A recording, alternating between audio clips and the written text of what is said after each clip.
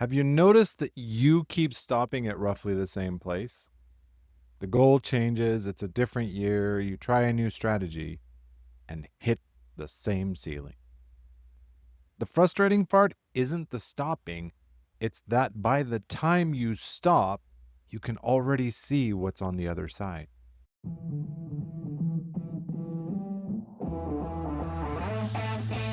Welcome to Daily Power Boost. I'm Sean Michael.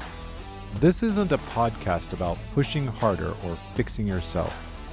It's a space to see clearly how your experience is actually being created. Each episode offers a simple shift in understanding, not a tactic, not a hustle, a clearer view of thought, identity, and the patterns you've been living inside. Because when misunderstanding drops, relief rises, energy returns. You move forward with calm, sovereign clarity. This is your Daily Power Boost. Welcome back to Daily Power Boost. We've spent this block going deep into belief. Where does it come from? How your inner critic uses it? How to tell your own voice from the one that's running interference? How to name the belief that's costing you the most, along with how to update it without pretending it wasn't real. All of that work has been leading us here because there's a specific phenomenon that happens to people who do this work seriously.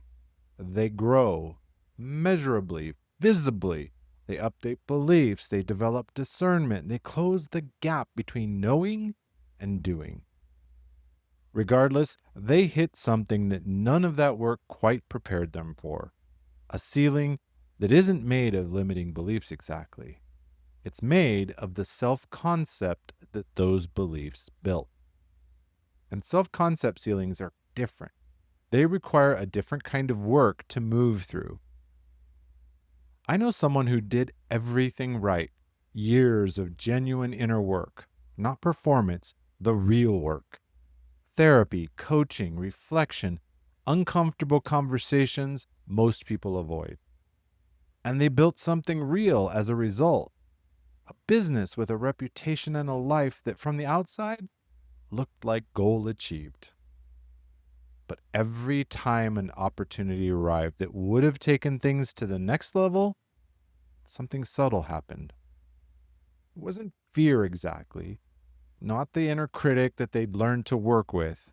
It was quieter and more structural. They'd get busy with something else, deciding the timing wasn't right, find a reason why this particular opportunity wasn't quite the right fit. Reasonable, even responsible sounding reasons. Underneath all of that was one thing: a self-concept that had been built for a certain level of success, that was quietly, automatically, without malice or drama, keeping everything inside its walls. Here's what a self-concept ceiling actually is. It isn't a belief you can name and examine and update. It's the sum total of everything you believe yourself to be, the container that your life has been shaped by. Containers have walls. It's not that they're broken, it's what containers do. It isn't a problem that you built one. The problem is that most people never realize the container is there. They think the walls are the world. They're actually just the boundaries of their current self-concept. Let me give you the specific way it shows up for high performers. The ceiling doesn't stop you from succeeding.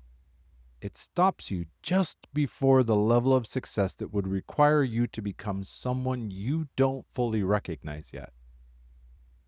That's the precise location of the ceiling. Not at failure, but at the threshold of a larger identity. So what does moving through it actually look like? It doesn't look like a breakthrough moment, not usually. It looks like saying yes before you feel ready, taking that meeting before the pitch is perfect, charging the number that makes you slightly uncomfortable to say it out loud, or claiming that title before you feel you've fully earned it. Small acts of identity expansion that you take before your self-concept has officially authorized them. Each one of these acts does something the inner work alone won't do. It gives your nervous system evidence that the larger version of you is survivable. The ceiling won't dissolve in a single moment of insight. It moves incrementally. Every time you act from slightly beyond where your self-concept currently ends, over time, the container grows to fit the life you've been building, rather than the life you've been giving yourself permission to have. I have one question for you. Think about the opportunity or decision or the version of yourself that you keep almost stepping into, the one that keeps arriving and keeps getting that reasonably sounding no. And ask yourself this honestly. Is this actually the wrong fit? Or is it just slightly larger than the self-concept I've been living inside? Sit with that. Because reasonable sounding resistance and genuine discernment, they feel similar from the inside. They lead to very different lives. If you've been doing the work and still hitting that same ceiling, it might be time to look at the container rather than the contents. It's a conversation worth having on a clarity call. We identify where your self-concept is currently ending and what one act of expansion looks like from here. Get the link in the show notes. Next time, we close this block with the question underneath everything. Who would you actually be without the belief that's been defining you? Not who you should be, who you genuinely are underneath all of it. With strength and heart, I'm Sean Michael. Stay close.